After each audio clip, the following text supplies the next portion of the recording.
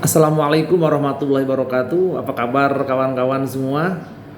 Izinkan saya Muhammad Vini kembali akan memberikan satu kajian tentang pengantar sistem ekonomi.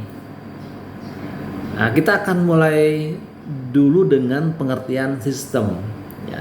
Sistem adalah sebuah organisasi besar yang terdiri dari subjek dan objek yang dilindungi oleh sebuah perangkat tata nilai atau kelembagaan. Ya, sekali lagi, sistem itu sebuah organisasi besar yang ada di dalamnya adalah subjek dan objek yang dilindungi oleh sebuah tatanan nilai kelembagaan. Ya. Nah, kalau kita bicara ya tentang sistem lingkungan, berada ada sebuah subjek dan objek ya berupa manusia, ya kemudian berupa tumbuhan, hewan, dan ada sistem tata nilai. Ada tata nilai yang menjadi pelindung di dalam berjalannya harmonisasi antara setiap pihak yang ada di dalam lingkungan tersebut, ya, manusia, tumbuhan, hewan, air, ya, pohon, itu saling bersinergi sehingga muncul sebuah harmonisasi. Jika ada sebuah pelanggaran, misalkan membuat hutan secara membabi buta, maka akan muncul sebuah masalah.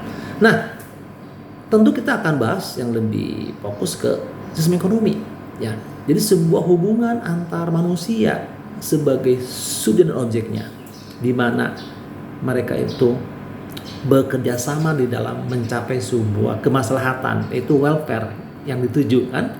Nah, dengan perangkat kelembagaan, tata nilai yang harus dipatuhi bersama, tidak boleh saling menzalimi, tidak boleh berdusta, ya, sehingga nanti akan muncullah sebuah harapan welfare. Hanya dengan kejujuran, maka ekonomi itu akan berlangsung dengan baik. Dan tentu ada sebuah undang-undang yang melindunginya, dan ada pengawas, lembaga yang mengendalikannya, itu negara, begitu ya. Nah, juga demikian kita bicara mengenai sistem politik, ya, hubungan antara pelaku dan juga objek yang ada dalam tata nilai politik tersebut, ya, kekuasaan, ya, ada penguasanya, ada harapan-harapan yang ingin dicapai oleh penguasa, dan juga ada semacam tata nilai yang harus hadir untuk mengendalikan, untuk melindungi hubungan di dalam politik itu sendiri. Tanpa itu maka akan muncul sebuah kegaduhan dan kerusakan, gitu ya. Nah, tentunya dalam konsep ekonomi atau sistem ekonomi, kita bicara mengenai sejauh mana tingkat interaksi dan bagaimana peran pemerintah dan masyarakat yang mengelola sumber daya ekonomi, kan begitu ya. Ada dua sistem ekstrim secara konvensional, ya. Ada sistem ekonomi kapitalis dan juga sosialis. Kapitalis berarti sistem yang mempercayai, ya, bahwa pemilik modal itu memiliki kemampuan yang dominan di dalam mendrive ekonomi, gitu ya. Dan mereka mempercayai bahwa mekanisme pasar sebagai cara yang paling efisien untuk mengendalikan ataupun mengelola perekonomian, ya, dengan kekuatan invisible hands-nya, tangan-tangan gaib atau tangan-tangan tak terlihat yang bisa menaungi, gitu ya. Itu misalkan Adam Smith, pengusungnya. Kemudian jauh sebelum itu ada sebuah keyakinan ekonomi akan berhasil dengan sebuah merkantilisme. Sebuah perekonomian akan berhasil dengan baik ketika, ya, perdagangan, ya, menjadi kekuatan yang bisa memakmurkan sebuah perekonomian, gitu ya. Nah, misalkan ada Thomas Mann di sana, ya. Nah, kemudian lawannya sistem ekonomi sosialisme, ya, sebuah sistem di mana perekonomian itu digerakkan oleh kekuatan negara yang sangat dominan dan peran swasta itu sangat nihil. Jadi pengaturan, pengelolaan sumber daya ekonomi, sumber daya manusia, sumber daya alam, dan sumber daya modal itu diserahkan kepada pemerintah. Nah, ini lawan dari sistem ekonomi kapitalis ya. Nah, memang di sini ada plus minus ya, bagaimana sistem kapitalisme yang terlalu dominan swasta atau pemilik modal juga punya kendala, nanti ada kegagalan pasar ya. Monopoli itu menjadi masalah yang sangat mengerikan ya. Ekonomi itu dihandle oleh satu perusahaan besar dan dia sebagai pengatur harga, maka akan muncul sebuah malapetaka karena hanya orang-orang tertentu yang bisa mengkonsumsi, yang miskin tidak dapat, dan itu menjadi sebuah permasalahan.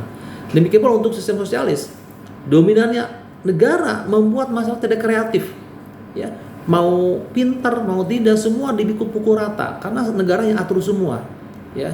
Jadi bicara mengenai keadilan menjadi relatif di sini karena semua negara yang atur ya. Orang yang cakap, yang kreatif tidak punya nilai lebih karena semua sudah distandarisasi oleh negara. Nah, terakhir kita sedikit membahas tentang sistem ekonomi Islam. Bagaimana peran ekonomi dan peran harta di dalam Islam ya. Tentunya kita yakin dalam Islam itu bahwa harta itu, ekonomi itu, segala kehidupan dunia ini, tata nilai ini Allah yang mengaturnya. Namun demikian manusia punya akal sehat, diberikan keleluasaan dengan moral, akhlak yang baik, manusia bisa ya mengatur hidupnya sampai dia makmur.